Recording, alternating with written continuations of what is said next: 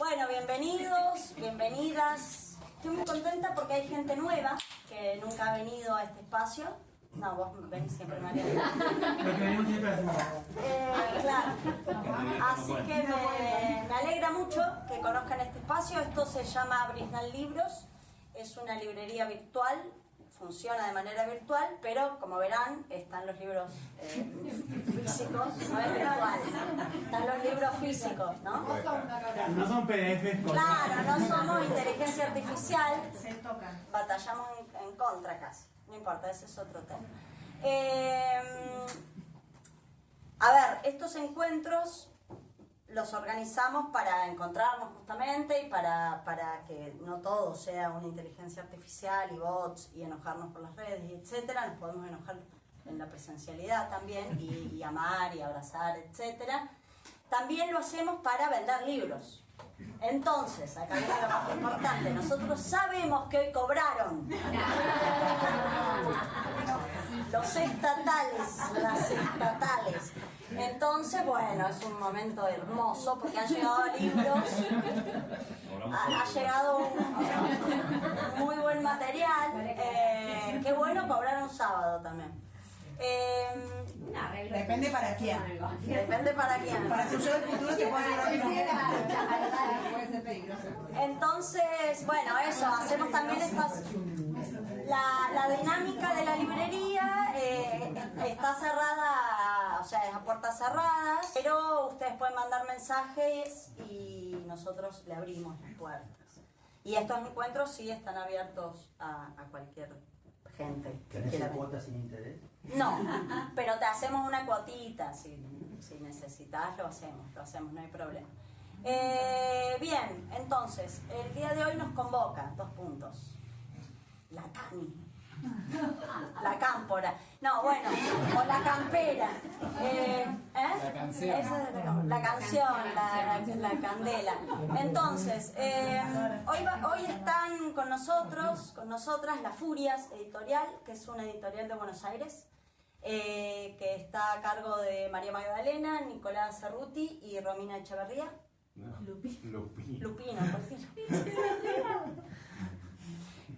Romina Lupino que no vino, pero los otros 2 representantes están. Entonces vamos a presentar la editorial y los 2 libros que publicaron en la editorial, también los editores, que son Nicolás Cerruti y María Magdalena. Magdalena es su apellido. Claro, no, siempre es una buena y necesaria. Es importantísimo.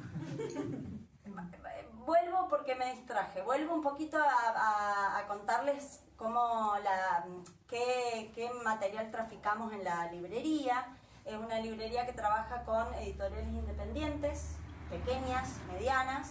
No trabajamos con las grandes editoriales y hay de todo, pero hay mucha poesía que está ahí y allá hay algo de poesía mercedina y cuyana. Bueno, y después ahí hay mucho de cine, filosofía, narrativa en general, traducciones. Bueno, me preguntan a mí o le preguntan a Eva Vera, que está por acá, que ella también hace las veces de librera. Y el catálogo está elegido a dedo, bastante a dedo, ¿no? Es como que es bastante específico el catálogo que tenemos. Bien, ahora vamos a presentar el libro de María Magdalena que se llama No hay milagro más cruel que este. María Magdalena es practicante de psicoanálisis, no me anoté qué era, pero me acuerdo. Es practicante de psicoanálisis, es escritora, es poeta, es una gran amiga mía, que también cabe decirlo, y la quiero mucho. Entonces, bueno, Imael lo va a presentar el libro. Estoy nerviosa, lo tomo bien. Lo va a presentar el libro Mariana Casina, que ella es poeta, es profesora de lengua, letras, como se dice, y también es una gran amiga y la quiero mucho. Y tiene una remera muy bonita de los Stones. Entonces, bienvenidas.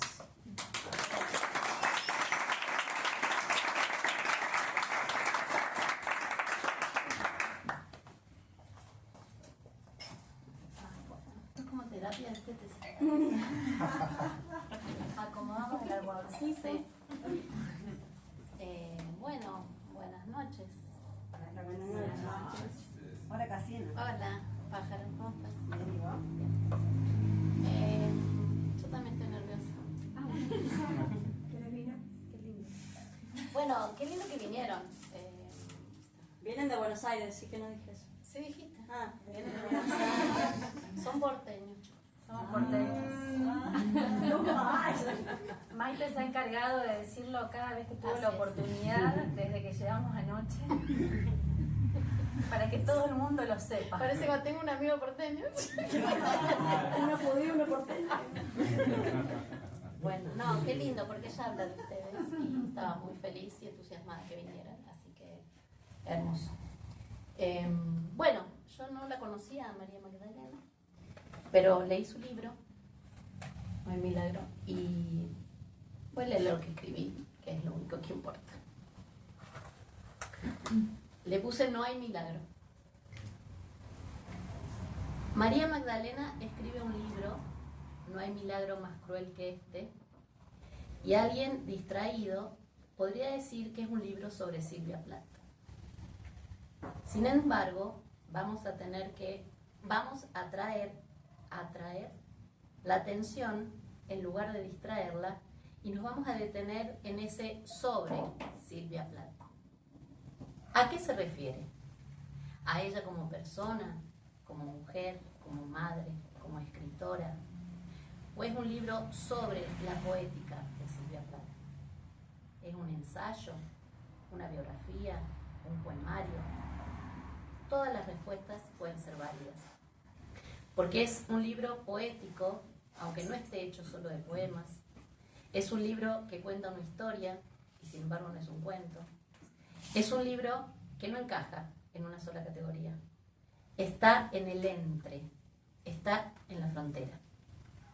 Porque la escritora elige hablar de Silvia Plath sin detenerse o enfatizar solamente en el sufrimiento de la poeta, aunque la vemos sufrir, ni en su locura y obsesiones, aunque la vemos obsesiva. En este libro, María Magdalena no intenta analizarla, categorizarla y ubicarla en un tipo de mujer o en una época que justifique su accionar, sino que pone en relieve su poética y la ubica en el lugar de escritora. Atravesada, sí, por la maternidad, el amor, el dolor, la locura, pero sin que eso signifique poner en segundo lugar su obra.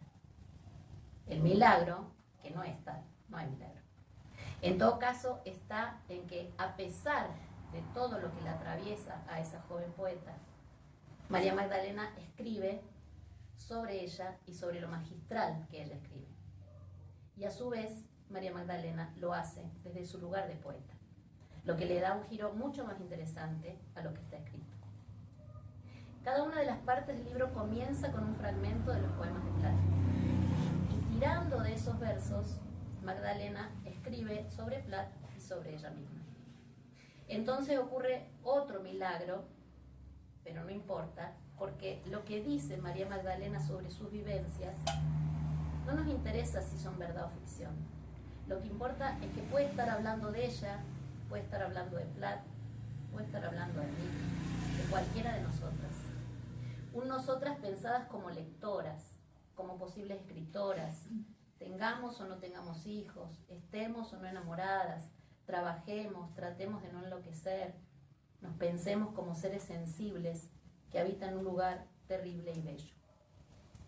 Pero insisto que lo que más me gustó es no poder encasillar este libro dentro de una categoría literaria, porque, a decir de Graciela Montes, en el texto La frontera indómita, este libro está en la frontera. Graciela Montes dice: las palabras, ya se sabe, ocupan todos los espacios, puesto que fuimos arrojados a un mundo nombrado, y sirven para muchas cosas, pero solo algunas, y esto es algo que a veces hace perder la paciencia de los lingüistas, están instaladas en los márgenes, en la frontera. Por ejemplo, un poema está ubicado en esa zona, no porque sea un poema, sino por la experiencia de leerlo que nos determina. Yo creo que este libro de María Magdalena es una experiencia que no deberían perderse. Quienes deseen ampliar más esa frontera indómita que puede ser refugio del mundo y también lanza o flor para estar en él.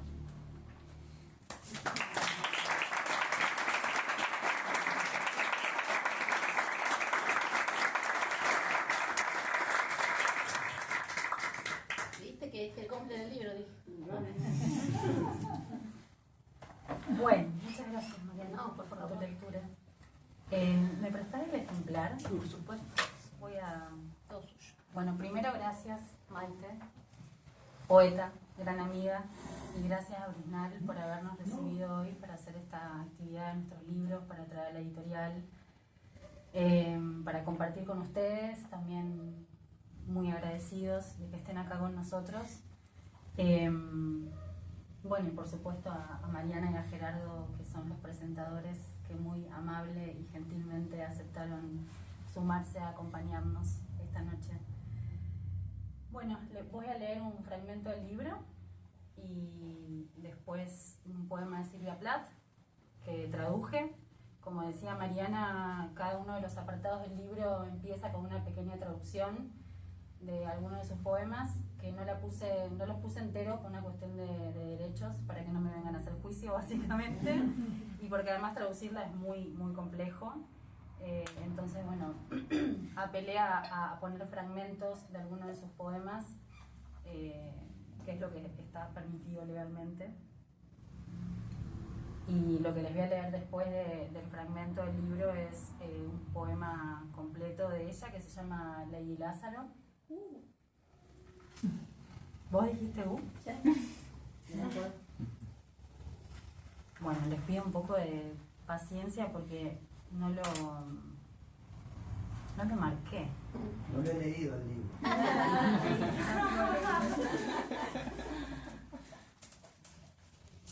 Hablen mientras. No, bueno, yo le quiero decir que yo hice todo mal, porque primero estaba la presentación de la editorial y me confundí. Es verdad, habíamos hablado. Yo también me olvidé. Hablamos todo el día de eso.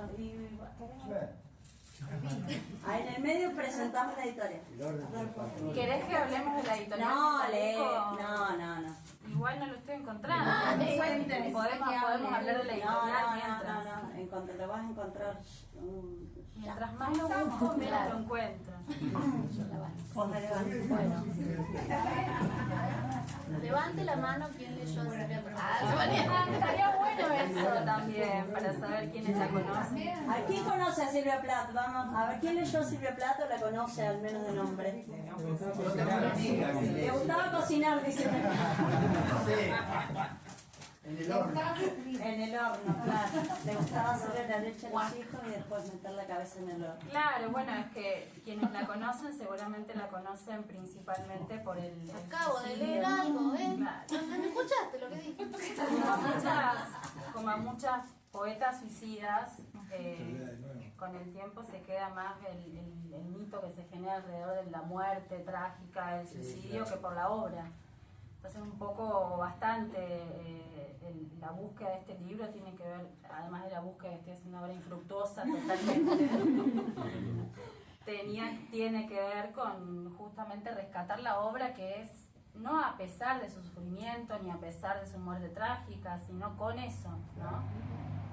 Una obra que no es, acá lo encontré, que no es producto de la locura, es una obra que hizo porque era una grandísima escritora, que es muchas veces lo que queda opacado cuando tienen estos, sobre todo mujeres escritoras, poetas, cuando tienen estos finales trágicos.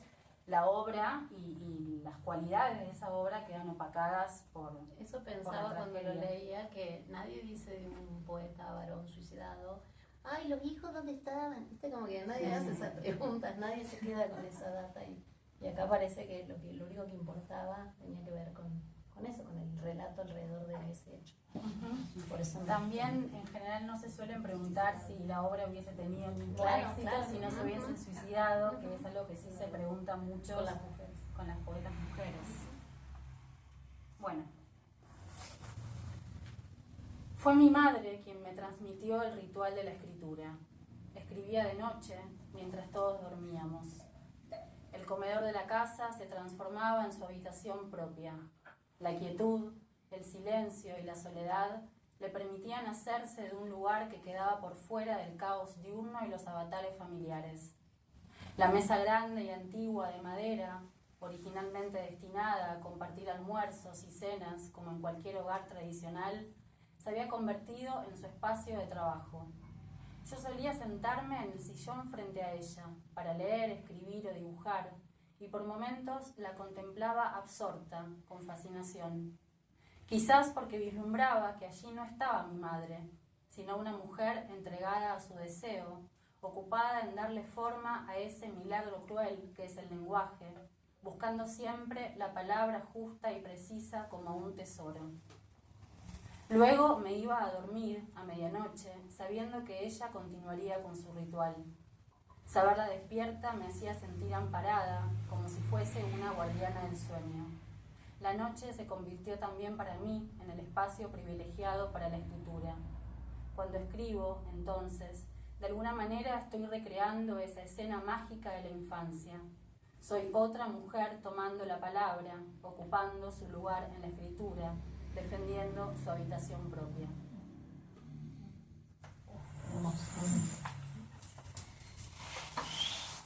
¿El poema? Ah, vale.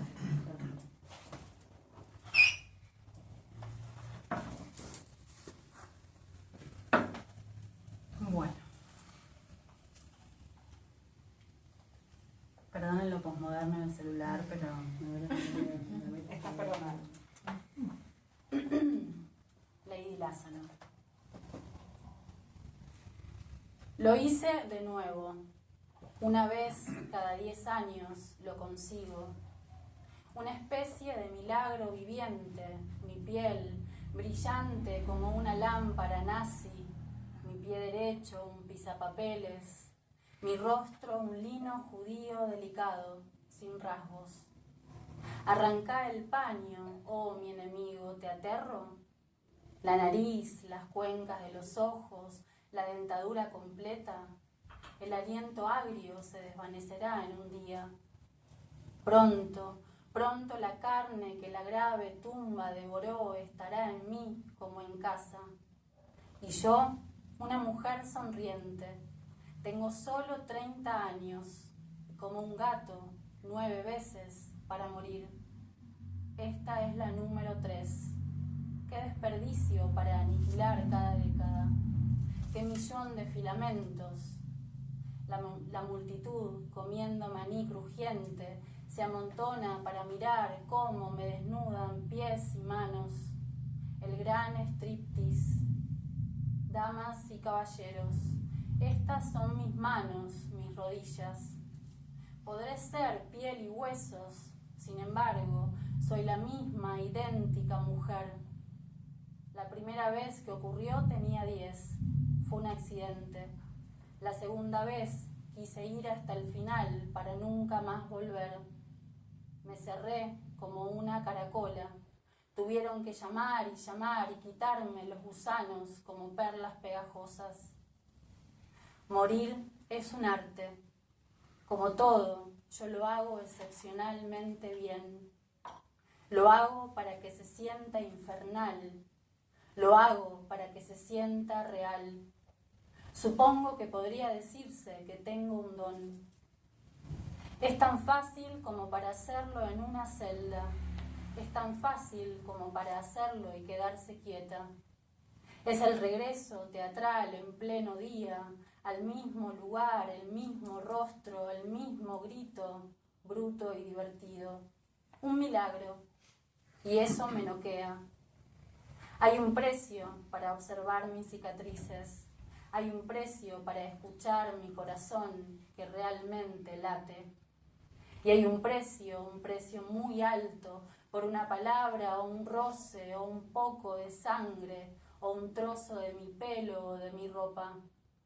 Entonces, Herr Doctor, entonces, Herr Enemy, soy tu opus, soy tu valiosa niña de oro puro que se derrite en un alarido. Giro y ardo. No pienses que subestimo tu gran preocupación.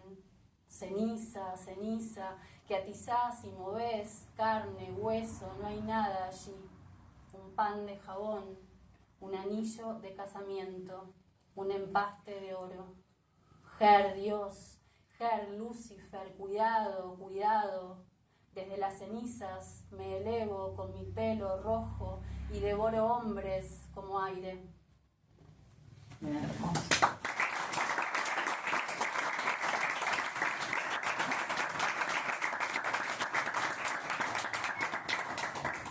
Nico, ¿ocupás el lugar de Mariana, por favor? 1, 2, 3. Ahora hacemos la presentación de los libros, entonces. Vamos en el entre, en la frontera indómita. No estaba para el almohadón. Yo no tengo esa edad. Bueno, hiciste canchero. Uf, acabo de leer un poema, un poema de Silvia Plath. Bueno, perdón. Gracias por estar acá.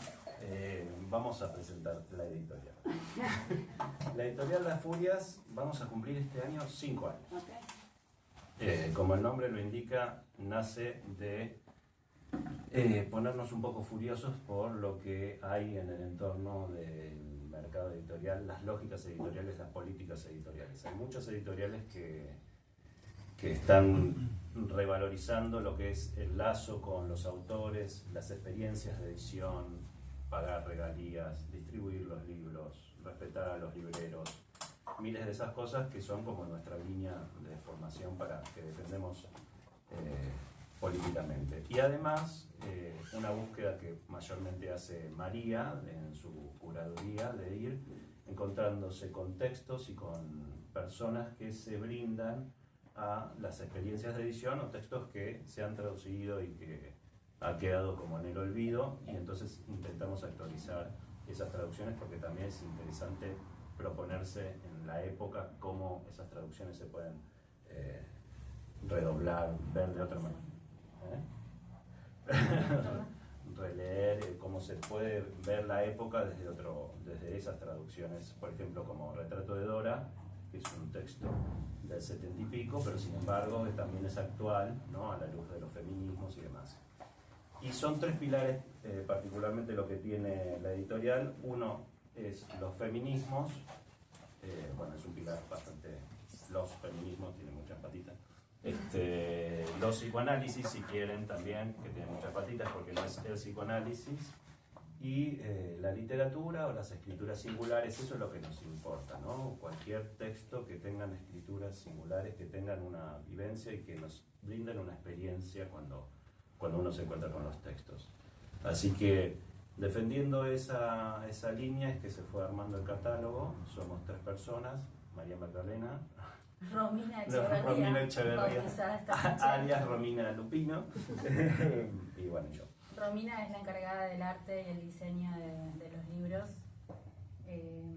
Bueno, como decía Nicolás, la editorial empezó en el 2020, obviamente la veníamos gestando desde antes, pero la idea era lanzarla en el 2020, nos agarró la pandemia, tuvimos que repensar un montón de cosas y finalmente decidimos seguir adelante. Así que el primer libro que publicamos, que fue justamente El Retrato de Dora, de Hélène Cixous, salió en julio del 2020, lo tuvimos que entregar casa por casa con barbijos puestos y a mucha distancia. Y después, bueno, continuamos todos los libros de la editorial, como decía Nicolás, más allá de que se apoyan en la literatura, en el psicoanálisis, en la poesía, en los feminismos, la particularidad de los libros que publicamos es que cruzan géneros. Nos gusta que sean libros inclasificables, difíciles de ubicar en una estantería o una librería, o que no se sepa bien a qué género pertenecen. Lo que tienen en común son las escrituras singulares, las escrituras poéticas, más allá del género o de los géneros que lo atraviesan. Entonces tenemos libros como, por ejemplo, Atrapar la huella antes que se desvanezca, del psicoanalista Leonardo Leibson, que cruza psicoanálisis con montañismo, una cosa muy extraña. Querida María, cuando el psicoanálisis no es un sueño, también la psicoanalista Carmen González Taguas. que es una mezcla de testimonio analítico, de ensayo psicoanalítico, de historia del psicoanálisis en Argentina, y después, más orientados a la literatura, hay prosa poética como la de la poeta María Malusardi, ensayos poéticos como el de también la poeta Claudia Massín. Bueno, vamos moviéndonos en esas fronteras de lo inclasificable con libros nuevos y como decía también, traducciones actualizadas, como el caso de Luandra Salomé, que publicamos unos textos de ella de narrativa, que se habían publicado en español, pero bueno, hace mucho tiempo y necesitaban no solamente una reedición, sino además una nueva traducción. Tributo a Freud también, que se había traducido en los 70, en los 80, y necesitaba por mucha urgencia, ese en particular, una nueva traducción. Y después libros como el de Claudia Massín o los de María Malusardi, que son libros que vamos a pedirles a los escritores, ¿no? En este caso escritoras, que los escriban, básicamente. Con Claudia nos pasó que su primer libro de ensayo sobre poesía, y la habíamos escuchado dando una charla en una universidad sobre la escritura y las posibilidades de la reparación de la escritura, y le dijimos, escribí un libro sobre esto, porque nos pareció fascinante la charla. Y bueno, así a veces se van dando también los orígenes de los libros. ¿Qué más? Bueno.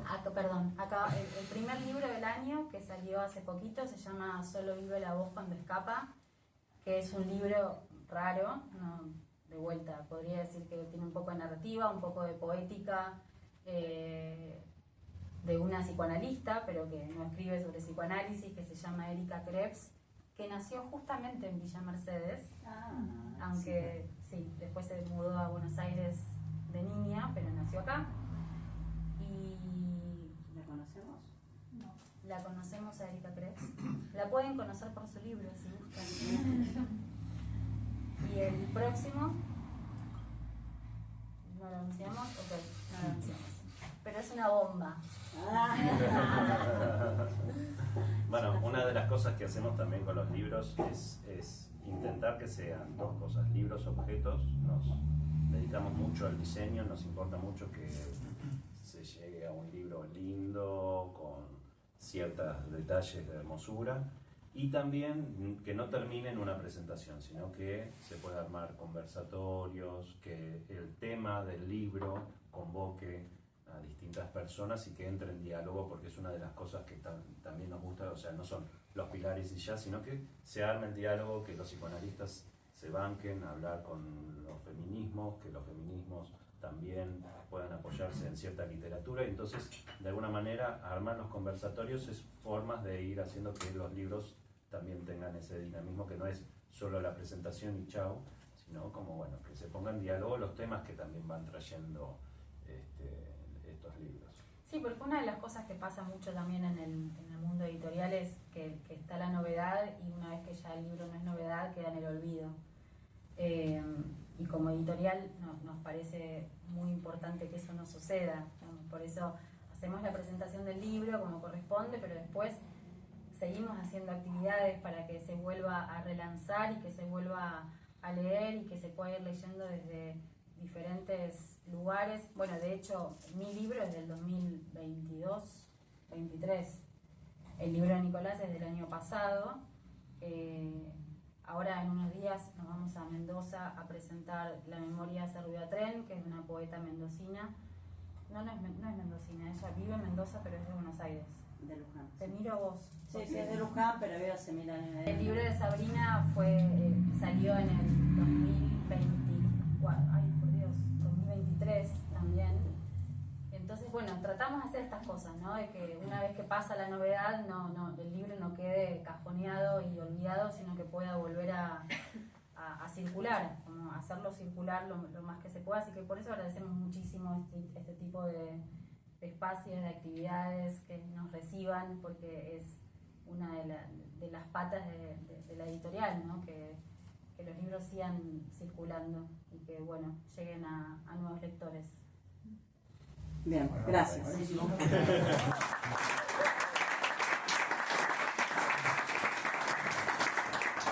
Rote. Toma la posta. Rote 3, 2, 1. Derrota. Bueno, ahora van a presentar el libro de Nicolás Cerruti, Echeverría, Cuando despertamos los muertos. Ah, el Jere vino. Vamos a saludar al Jere. Hola, Jere. Y, bueno, Nicolás Cerruti es editor, como bien habrán visto recién, es escritor también y es psicoanalista. ¿Le gusta fumar en pipa? No, hacía un montón que no fumaba. Hacía un montón que no fumaba, pero le gusta, se ve pues está la pipa ahí. Y lo quiero mucho también. Bueno, y Gerardo Rote, que es practicante de psicoanálisis, coquetea con el teatro, estamos tratando de convencerlo de que deje el psicoanálisis y se vaya al teatro. Con mucho psicoanálisis.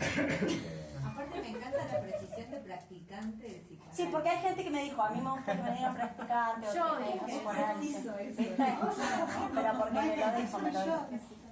Claro, hay gente que me dijo, a mí me gusta que me llamen practicante. Es que el tema del ser en psicoanálisis, viste que es una cosa muy complicada. Bueno, Me gusta que me llamen, saquen turno. Hola, Estamos en... habla el practicante del psicoanálisis. hay huecos en el discurso. ¿Le puedo decir licenciado? Es licenciado, yo soy licenciado. Bueno, eso, maravilloso. Todo eso. Acá dicen practicante de la vida también. También. Son practicantes. Practiquen lo que quieran, pero practiquen algo, chicos.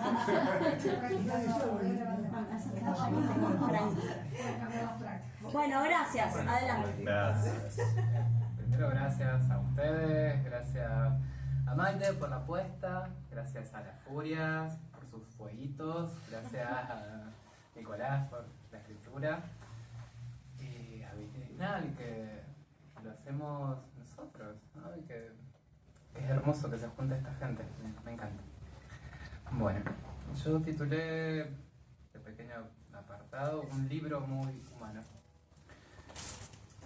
Nicolás no trae recetas ni pasos a seguir para elaborar un duelo. No nos ofrece soluciones garantizadas para el bienestar frente a una pérdida. Tampoco nos dice cómo se debe vivir la muerte o tramitar la ausencia. No hay en este libro protocolos ni formas mercantilistas del saber. No se trata del lugar del amo, del que tiene un saber sobre nuestro bien, sino de un sujeto atravesado, dividido, que se interroga. Nicolás nos recuerda que el psicoanálisis no es una técnica, sino una ética. Aquí hay teorías, hay ideas, hay invenciones y sobre todo hay afecto. Es, creo, un libro afectado. Nos cuenta sobre sus avatares con la muerte, sus interrogantes, sus pensamientos, aquello que le retorna y o resignifica de sus propias palabras y las de poetas, escritores y analistas. Se deja interpelar. Es un escrito que persevera en la pregunta y que sigue el consejo que cita de Desprez. Cuida lo que le confiere a la situación su potencia de existir. En este sentido, podemos leer a Nicolás en su apuesta por hacer existir al psicoanálisis, hacer existir a la pregunta y a la muerte. Nos habla del inconsciente y del sueño, del deseo y del síntoma, del trauma, pero no como puntos finales, sino como senderos abiertos. Diría que más bien los maquina, los torsiona, los cuestiona y reactiva preguntas que se suponían respondidas. Por ejemplo, ¿para qué se transita la experiencia de un análisis? ¿Qué puede hacer un analista por los muertos? Resumo.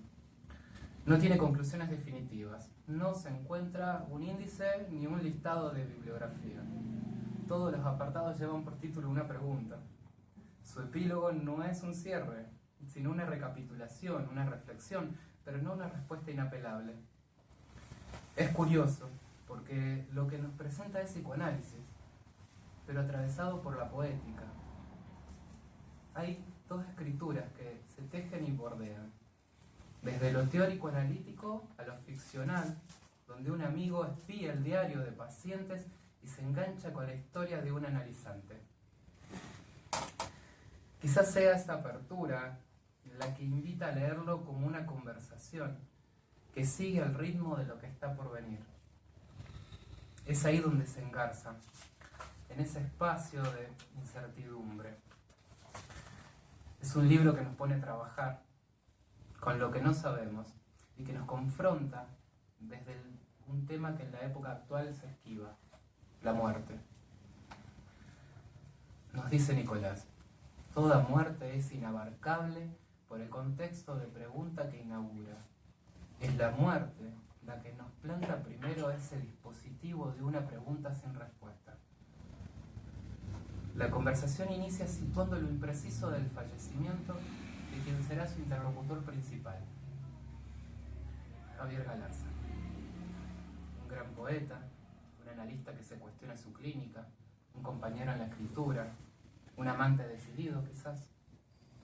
Sospecho que entre líneas Nicolás ya desde el inicio nos deja leer los intentos de nominación que, aunque necesarios, siempre fallan, por suerte. No se sabe con certeza cuándo muere Javier. Pudo ser un 24, pudo ser un 25 o un 26 de julio del 2022. Fechas que intentan fijar lo que se escurre, fechas que marcan, pero que no contienen, fechas que fallan. Insisto en esto porque le supongo ahí una posible clave de lectura del libro. Lo esquivo de la muerte y cómo quitarle su peso. El muerto no está, es, porque se mueve, porque insiste, y con él se conversa. Esa es la premisa. ¿Cómo hacer para seguir conversando con él? ¿Cómo tejer alrededor de ese vacío? Las pérdidas siempre ocurren a destiempo, están desfasadas, e incluso los números y las fechas, que se pretenden exactos, fracasan en su afán de situar la pérdida. 24, 25, 26. Pueden enmarcar en su condición de irreversibilidad, establecer un antes y un después, pero siempre suceden en un tiempo que no admite coincidencia. Siempre es un demasiado pronto, o quizás un muy tarde. Porque lo que se pierde no está en lo que aconteció, sino arrojado en un porvenir, en las posibilidades clausuradas, en lo que no llegó a inscribirse, y se reedita con la ausencia. Nicolás nos propone a lo largo del libro incluir el muerto en una serie, con el síntoma y el trauma. Conceptos que se van desplegando desde lecturas freudianas y lacanianas, pero también desde escritores y poetas a quienes les extrae verdaderas perlas. Son conceptos en los que inserta la hoja de su arado y los hace pivotar, principalmente alrededor de un punto, que inquietan, incordian, hacen ruido, hacen que la cosa no marche, y por ende, en el mejor de los casos, producen cierta extrañeza que llama a ser descifrada, a suponerles ahí un saber, a ser escuchada. El síntoma, el trauma, el muerto, claman a veces, no un sentido, sino ser tenidos en cuenta, insisten, plantea Nicolás. Los muertos insisten, sí, no para colmarse o consumirse, sino para encontrar un lugar. Buscan ser alojados. Con ellos se conversa. Nos recuerda Nicolás y María, quienes señalan que amar es querer dirigirle la palabra a alguien. Es una frase hermosa. Amar es querer dirigirle la palabra a alguien. Quizá esa sea una forma de inscribir un hacer con la muerte. Darle palabras, las nuestras, singulares, íntimas, pero palabras equivocadas, como quien confunde una calle, una dirección y los envía a otro lugar. En última instancia, darles de beber sangre, como Ulises en las fosas a los muertos para que tomen voz. es quizá un tratamiento desde la herida. Es para ello que el libro nos propone un despertar, nos propone, sospecho, un extrañar. No se trata tanto de un anhelo, sino de un volverlo extraño. Tomar ese trozo de sí, desconocido hasta ese entonces para el deudo, que solo la muerte de ese que lo portaba nos lo hace saber, y ponerlo a escribir. Despertarse es la antesala, la condición necesaria, nos señala Nicolás, para escribir una nueva ficción, una que le dé un empuje otro a lo padecido. De eso se trata la apuesta, la invención que protagoniza este libro y que lleva por nombre una nueva narrativa. La nueva narrativa no tiene un valor de uso, sino que se trata de una función, vale por sus efectos. Recorre la fisura, pero no borra la cicatriz, está en otra parte. Inaugura otro lazo con lo que nos afecta, singular, único. Prescinde del sentido, pero no sin haberlo atravesado antes.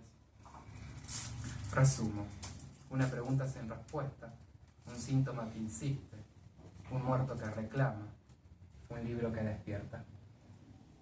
Me sigo interrogando, ¿cómo funciona esta nueva narrativa, su parentalidad con la poesía y el arte? Y si este libro no es también su propia nueva narrativa. Para concluir, les cuento que desde que leí el libro, no ha dejado de resonar en mi cabeza un breve escrito de Borges, titulado Abramovich, que conversa así. Esta noche, no lejos de la cumbre de la colina de Saint-Pierre, una valerosa y venturosa música griega nos acaba de revelar que la muerte es más inverosímil que la vida, que por consiguiente el alma perdura cuando su cuerpo es caos. Eso quiere decir que María Kodama, Isabel Monet y yo no somos tres como ilusoriamente habíamos creído, somos cuatro, ya que tú también estás aquí con nosotros, Maurice. Con vino rojo hemos brindado a tu salud. No hacía falta tu voz, ya no hacía falta el roce de tu mano, ni tu memoria. Estabas ahí, silencioso y sin duda sonriente, al percibir que nos asombraba y nos maravillaba ese hecho tan notorio de que nadie puede morir. Estabas ahí, al lado nuestro, y contigo estaban las muchedumbres de quienes duermen con sus padres, según se lee en las páginas de tu Biblia. Contigo estaban las muchedumbres de las sombras que bajaron en la fosa ante Ulises, y también Ulises, y también todos los que fueron, o imaginaron los que fueron. Todos estaban ahí, y también mis padres, y Heráclito, y Yorick. ¿Cómo puede morir una mujer, o un hombre, o un niño, que son tantas primaveras y tantas hojas, tantos libros y tantos pájaros, tantas mañanas y noches? Esta noche puedo llorar como un hombre, puedo sentir que por mis mejillas las lágrimas resbalan, porque sé que en la tierra no hay una sola cosa que sea mortal y que no proyecte su sombra. Esta noche me has dicho sin palabras, Abramovich, que debemos entrar en la muerte como quien entra en una fiesta. Gracias.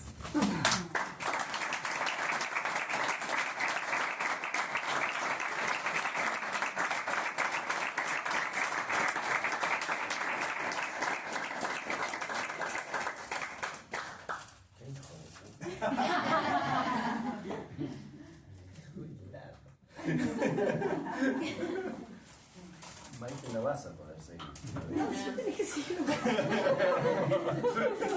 Decía algo de Javi. Mirá que está como la cosa girando todavía. Tenés que cerrar el estadio, como dice. Sí, no. Bueno, bueno, voy a decir algo de Javi entonces. El libro, así como lo fue definiendo Gerardo, es una conversación con las escrituras, con buenísimas escrituras. Ahí tienen el de Visión de Spreads, Muertos a la obra, pero es a la salud de nuestros muertos. Está también. También está.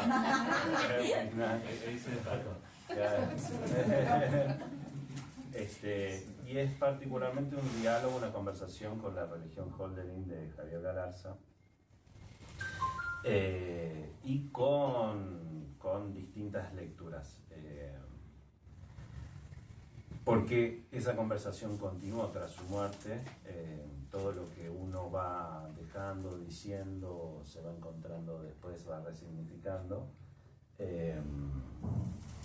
Y me parece que es cierto lo que dice Gerardo, que muchos me lo han dicho, también María, el libro también es a la vez, más que una escritura, una nueva narrativa, una forma de acompañar ese duelo, una forma de acompañar ese dolor, una forma de hacer algo con ese dolor. Entonces, tras el fallecimiento de Javier Galarza, lo que hubo es poder seguir conversando con su obra, con sus poemas. Perdón, Nico, contá quién es brevemente, ¿no? Javier Galarza era un poeta, su nacionalidad argentina. No, porteño, Javier. Re porteño, de Parque Lezama, sí. y fantasmáticamente por toda ciudad gótica que ande por ahí. Muy buen poeta, con una obra muy diversa y muy interesante, que escribe poesía, ensayo, cuento, y que particularmente ha hecho un montón de actividades. Tenía unos hermosos talleres también de escritura, y de ahí han surgido un montón de gente muy copada. Como Maite y yo. Como Maite. No, Maite, vos no tanto, pero bueno. Bueno, vos también. Mi maestro, no el de Pero vos no lo nombrás como tu maestro. ¿Cómo no? Le estaba hablando a Gerardo, que era mi maestro. Bueno, Javier. entonces también. Podemos compartir el maestro muerto. Sí. No se ve tan copada, pero... No, copada, pero bueno, está bien, bueno. Ha salido mucha gente del maestro Javier Galarza, que ahora nadie quiere quedar. Pero ahí nos conocimos con Maite, además. Se conocieron Maite y María, lo del maestro Javier Galarza. Todos salimos del entorno de Javier Galarza. Bueno, la cuestión es que no sé ni siquiera lo que iba. ¿Para qué? No, eso, resumen de quién es Javier Galarza, y falleció en post-pandemia o durante la pandemia. Sí, al final de la pandemia, digámosle, ahí cuando nadie debería haber muerto, ni antes, ni después, ni durante, pero a él se dedicó a morir en ese momento. Y justo había hecho ese hermoso libro que es La religión Hölderlin, y también había entregado un libro que es un diálogo, una conversación y una puesta a punto de un texto de Artaud, fragmentos de un diario de infierno. ¿Infierno o de enfermo? No, infierno. Ay, ¿qué pasó? Siempre me quedo ahí como... Bueno, lo dejamos Charlarlo con tus padres. Que está editado. Está editado por La Furias Editora. Y ese libro se estaba preparando. Así que estábamos también atravesando un montón de diálogos con Javier.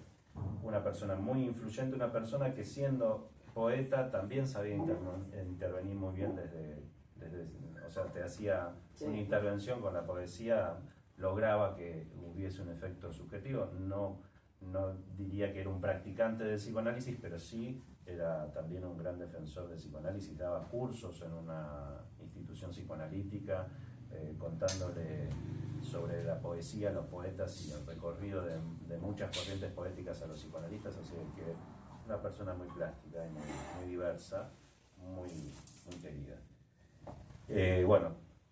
A mí particularmente lo que me pasó fue una cosa, por eso el texto también está dividido en dos. Yo quería hacer una novela que retratara la vida del fallecimiento de un amigo, y que este amigo iba a leer su amplia biblioteca y lo los subrayados, las cosas que habían quedado inconclusas, las lecturas inconclusas y demás. Me imaginé que esa biblioteca, si hubiera tenido a Brisnal cerca, hubiera sido la biblioteca de Brisnal, pero bueno, me imaginé que esa biblioteca era la de Javier Galarza, como me interesaba mucho la variedad de lecturas que tenía él y decir, bueno, a ver cómo sería este libro, este otro libro, sus subrayados y demás.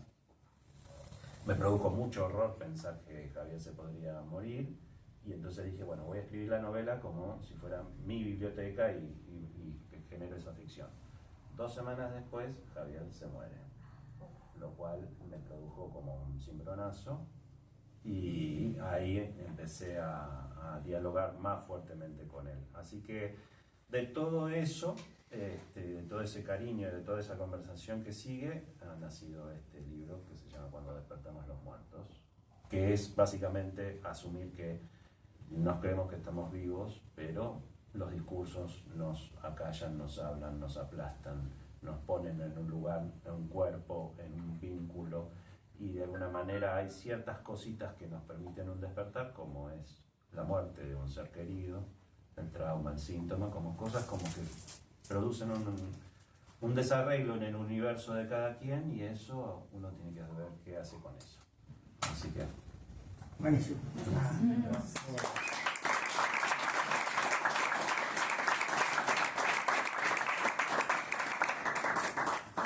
No se levanten. Bueno, gracias.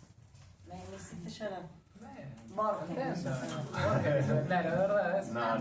No, yo he leído ese texto y no a mí me tampoco, conmovió ¿no? tanto, es la performance. Bueno, yo agradezco a Javier Galarza realmente, que yo no lo nombré, pero gracias Javi por reunirnos, porque él nos reunió, lamentablemente. ¿Eh? No. Estoy ignorante. Pero Javi nos reúne, ¿qué va a hacer? Bueno, pero es una forma de celebrarlo. Sí.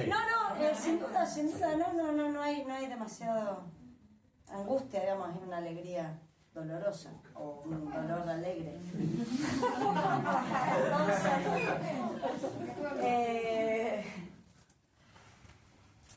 No, me distraje con mi analista.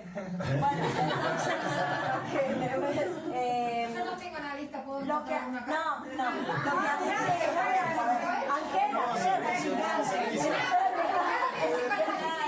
¿Me recomiendan uno? Acá hay un practicante de psicoanálisis. que tiene turno en el Que lo pueden llamar. bueno, lo que hace Lee Borges. No solo lo lee. Imagínate si hace eso con las palabras de Borges, con las tuyas que hay. pero vos no somos. Bueno, gracias por estar acá, gracias inmensas a la furia que siga prendiéndose fuego todo. Bueno. Al menos nuestro corazón, que algo combustione, digamos, ¿no? Que se prenda algo. Está todo tan apaciguado, pues sigue apaciguado todo. Sí. Entonces, bueno, esta manera de encontrarnos es para encendernos un toque, ¿no? Sí. Y gracias a Gerardo Rotes por hacerme llorar y gracias a Mariana Casina. Mariana Casari Echeverría. Gracias por estar aquí.